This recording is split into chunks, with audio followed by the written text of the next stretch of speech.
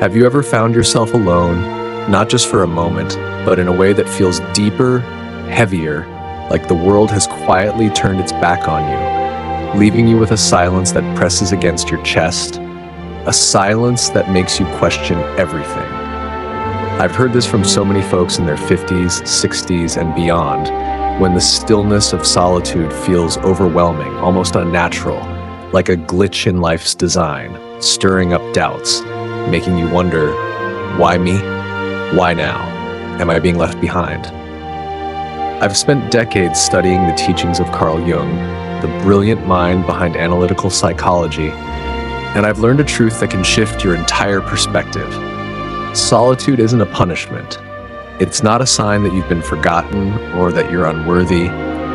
It's a sacred opportunity, a chapter in your life meant to awaken you to who you truly are, especially as we age, when understanding ourselves becomes more vital than ever, when we crave a deeper sense of purpose, a connection to something real within us. In this video, we'll explore why the universe might have isolated you, how solitude can be a gift disguised as discomfort, how it can lead you to a version of yourself that's stronger, clearer, and more authentic, all through Jung's profound wisdom, a wisdom that sees loneliness not as a flaw, but as a doorway to transformation. Let's begin with the first truth. Solitude is not a curse. It's a call to grow, a chance to step away from the noise of the world and listen to the quiet voice within, a voice that's often drowned out by the demands of daily life, by the expectations of others, by the need to keep moving, to keep proving, to keep fitting in. I've seen how easy it is to feel abandoned when life grows still, to think that others are out there thriving, laughing, connecting, while you're stuck in this heavy silence, wondering what you did wrong. But Jung taught us that moments of deep aloneness are not random. They're purposeful. They're invitations to look inward, to confront the parts of yourself you've ignored, to uncover truths that can only be found when the distractions fall away, truths about who you are, what makes your heart feel alive. This isn't about failure. It's about preparation, like the quiet before new dawn, where the universe is giving you space to shed old layers, is to let go of what no longer serves you, to discover a strength you didn't know you had, a strength that comes from meeting yourself in the silence, not the self you show others, not the self shaped by years of trying to please, but the raw, unfiltered you, the one who's been waiting for this moment to emerge, to grow, to become whole. Because in solitude, you're given a rare chance to reconnect with your essence, to find a clarity that the world's noise could never offer, to step into a version of yourself that's ready to live with purpose, no matter what lies ahead. That sacred opportunity in solitude isn't just about being alone, it's about what that aloneness reveals when you're brave enough to sit with it. Because in the quiet, you come face to face with what Jung called your shadow, the hidden parts of yourself that hold the key to your deepest growth, the parts you've tucked away, perhaps without even realizing it. I've worked with so many folks in their 50s, 60s, and beyond, and I've seen how solitude can feel like a weight at first, stirring up thoughts and feelings we've spent years pushing aside, feelings like insecurity, regret, or fear that bubble up when there's no one else to distract us, no tasks to fill the void, no noise to drown out the truth. Jung taught us that this discomfort isn't something to run from. It's a doorway to self-discovery, a chance to uncover truths that can only emerge when the world's chatter fades. Truths that ask you to look at yourself honestly, to see not just the parts you're proud of, but the ones you've hidden, the ones you've judged, the ones you've been told aren't good enough. I've found that when you're alone, your inner world grows louder. The insecurities you've ignored start to speak. The regrets you've buried begin to whisper. The fears you've pushed aside become impossible to ignore. And while this can feel like standing in a storm of your own making, it's also where transformation begins, because these are the pieces of your shadow, the emotions and truths you've tucked away, not because they're wrong, but because they didn't fit the version of yourself you thought you needed to be. The version shaped by expectations, by what others wanted, by what society demanded. Jung believed that facing your shadow, acknowledging these buried pieces, is essential to becoming whole, to understanding who you are beyond the roles you've played, beyond the need to please, beyond the masks you've worn to belong. Because when you embrace these parts, you start to reclaim yourself. You start to see the strength in your vulnerabilities, the wisdom in your mistakes, the beauty in your contradictions. I've seen how solitude creates a unique space for this work, a space where you can ask, what am I afraid of? What have I been avoiding? Who am I when no one's watching? These questions might stir up discomfort. They might bring tears or memories you'd rather forget, but they're also powerful because they lead you to a deeper truth, a truth that's been waiting for you to listen, a truth that says you are more than your fears, more than your past, more than the stories you've been told about who you should be. And as you sit with that truth, you begin to discover a self that's been there all along, a self that's ready to grow, to shine, to live with a courage you didn't know you had. Facing your shadow in solitude opens a door to understanding who you are beneath the surface. But it's also the beginning of a deeper journey, one that Jung called individuation, the process of peeling back the layers of who you've been told to be, to uncover the truest version of yourself, a version that's not defined by the world's expectations, but by your own inner truth. I've seen this unfold for so many folks in their 50s, 60s, and beyond, people who've spent years living for others, shaped by roles like parent, partner, or professional, only to find themselves in solitude, wondering who they are when those roles fall away, when the demands of others fade, when the applause of the world grows quiet. And I've learned that this is where the real work of becoming begins, where you start to discover not just who you are now, but who you were always meant to be. The person you might have set aside to meet the needs of others, to fit into a life that wasn't entirely yours. Jung taught us that individuation isn't about becoming perfect, it's about becoming whole. About integrating every part of yourself, the light and the shadow, the dreams you've chased and the ones you've buried, the strengths you celebrate and the flaws you've hidden. Because when you embrace all of these pieces, you create a self that's authentic, a self that's free from the weight of pretense, a self that feels like home. I found that solitude is the perfect space for this journey because it strips away the noise, the opinions, the distractions that keep you tethered to a borrowed identity, leaving you with nothing but your own essence. And in that quiet, you start to hear a voice you might have ignored for years, a voice that asks, what do I truly want? What makes my heart feel alive? Who am I when I'm not trying to please anyone else? These questions can feel daunting. They might stir up memories of dreams you thought were lost, passions you've set aside because life got in the way, beliefs you've held silently because they didn't fit the mold. But they're also powerful because they reconnect you to the part of yourself that knows who you are beyond the expectations you've carried, beyond the years of doing what was expected, beyond the fear of standing out. I've seen how this process of individuation transforms people. It's not a loud transformation. It's not about reinventing yourself for the world to see. It's a quiet unfolding, a slow remembering of who you are at your core. A remembering that might bring you back to the things you loved as a younger self, to the hopes you held before life taught you to doubt, to the person who's been waiting for this moment to step forward. And as you walk this path, you start to feel a strength you didn't know you had, a clarity that guides you, a sense of wholeness that makes solitude not a place of emptiness, but a place of discovery, a place where you find the courage to live as your truest self, no matter what the world might say. a place where you begin to see that this silence, this aloneness, was never meant to break you, but to build you into someone who's ready to live with purpose, with truth, with a heart that's finally free.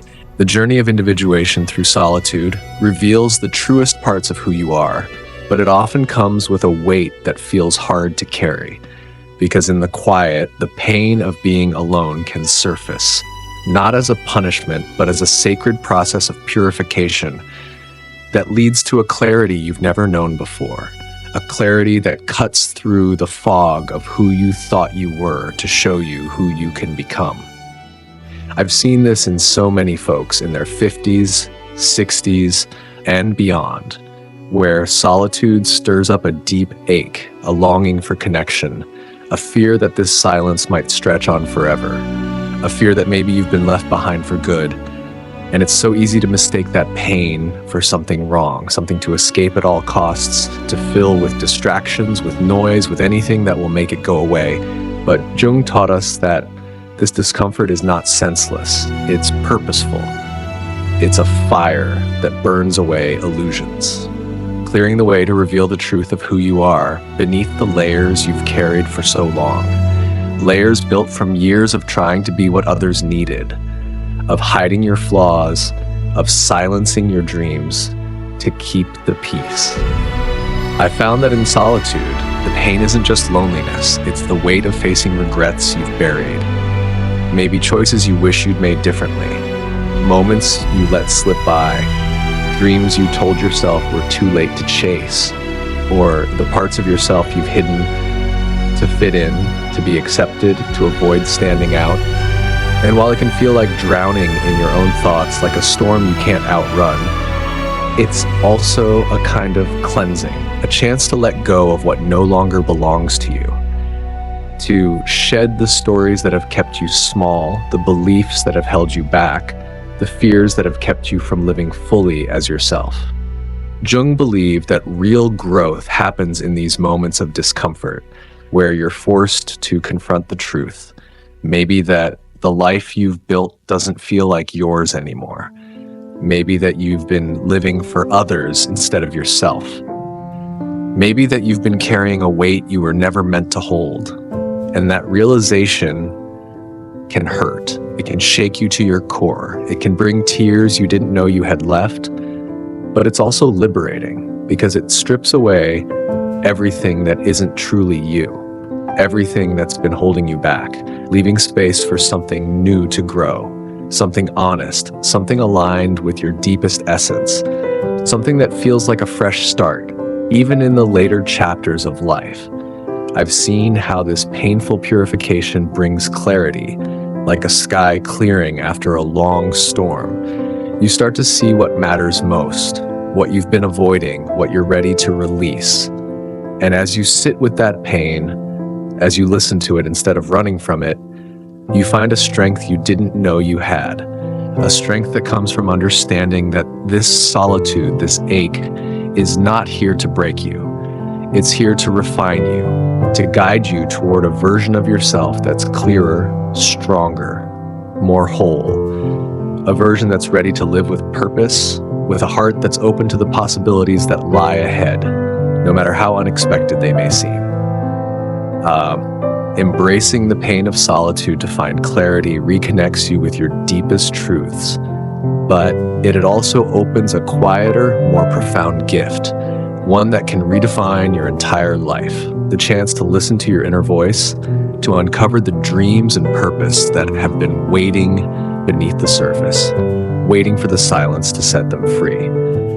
I've seen this moment unfold for so many folks in their 50s, 60s, and beyond, where the stillness of being alone feels heavy at first, filled with questions and doubts, maybe even a sense of loss for the connections that have faded.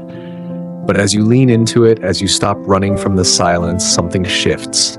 You start to hear a voice you might have ignored for years, a voice that speaks not of fear, but of possibility, of passion, of meaning, a voice that's been there all along, waiting for a moment of quiet to be heard. Carl Jung taught us that solitude is a sacred space where the unconscious mind becomes more accessible. where dreams, feelings, and forgotten truths rise to the surface, not as random thoughts, but as messages from your deeper self, guiding you toward what truly matters, toward the life you were meant to live, not the one you've been told to live.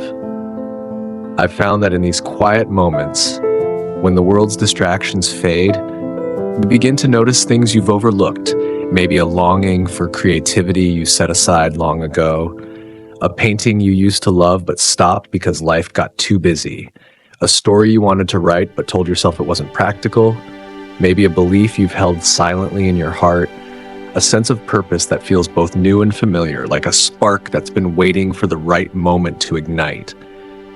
A spark that feels like it's been part of you forever. Embracing solitude means choosing to sit with this inner voice, to ask questions that might feel daunting. What do I really want? What makes me feel alive? What am I here to do? These questions can stir up memories of dreams you thought were lost, passions you set aside because they didn't fit the mold of who you were supposed to be, beliefs you kept quiet because they felt too big, too bold, too different.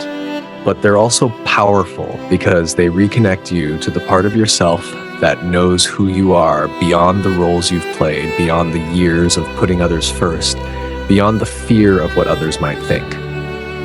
I've seen how this process of listening in solitude can awaken a sense of purpose, not always in a grand, world-changing way, but in a deeply personal one. Maybe it's choosing to spend your mornings writing, to capture the stories you've carried for years. Maybe it's gardening again, feeling the earth in your hands and finding joy in its simplicity. Maybe it's simply deciding to live with more intention, to savor each moment, to show up as your truest self in every interaction, because you've heard that inner voice, you've trusted it, and you've realized that this solitude, this quiet, isn't here to leave you lost. It's here to guide you toward a purpose that's uniquely yours. A purpose that makes every day feel alive with meaning. A purpose that feels like coming home to the self you were always meant to be. Returning to the world with the strength and authenticity you found in solitude transforms how you live, how you connect, how you carry yourself, because you've heard your inner voice, you've uncovered your purpose, and now you bring that truth into every step you take. Not as the same person who entered the silence, but as someone more whole, someone who radiates a quiet power that others can feel without a word. I've seen this shift in so many folks in their 50s, 60s, and beyond, people who've walked through the wilderness of solitude and emerged not just changed, but reborn, carrying a presence that's grounded in the clarity they've gained, a presence that's authentic, unshakable, and deeply inspiring. Carl Jung taught us that the journey of individuation, of becoming your truest self, doesn't end in solitude. It's meant to be lived, to be brought back into the world. Because transformation isn't complete until it shapes the way you move through life, the way you relate to others, the way you show up as yourself, unapologetically, without the need to hide or perform. I've found that when you return from solitude, you don't come back to the same world you left, or rather you see it with new eyes. The relationships that once felt essential might now feel out of alignment, not because they're wrong, but because you've grown beyond the version of yourself that needed them to feel complete. The routines that filled your days might seem empty, not because they're meaningless, but because your heart now craves depth, purpose, connection that resonates with the truth you've uncovered. The goals you once chased might no longer spark your soul, not because they're unworthy, but because you've discovered what truly matters to you, what makes you feel alive. This return isn't about fitting back into old patterns, it's about creating new ones. Choosing connections that honor your authenticity, pursuing paths that align with the purpose you've found, saying no to what doesn't serve you, not out of fear, but out of clarity, because you've learned to trust yourself, to value yourself, to stand in your truth, without needing the world's approval, without needing to prove your worth to anyone. I've seen how this new strength shows up quietly. It's not loud or forceful. It's in the way you listen with presence, giving others your full attention, making them feel seen. It's in the way you speak with intention, choosing words that reflect your heart. It's in the way you hold space for others without losing yourself, without bending to fit their expectations. And that presence, that authenticity, draws people to you. Not because you're trying to impress, but because your energy is different. It's rooted, it's real. It's the kind of energy that inspires others to seek their own truth, to question their own masks, to find their own way through their own silence.